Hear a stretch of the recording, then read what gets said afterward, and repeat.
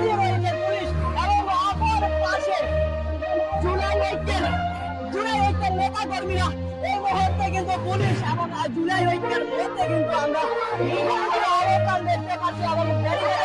এক পাশে যেমন রয়েছে পুলিশ এবং ব্যারিকেডের অপর পাশে কিন্তু অবস্থান করছে জুলাই ঐক্যের নেতা কর্মীরা এবং তারা আসলে ব্যারিকেড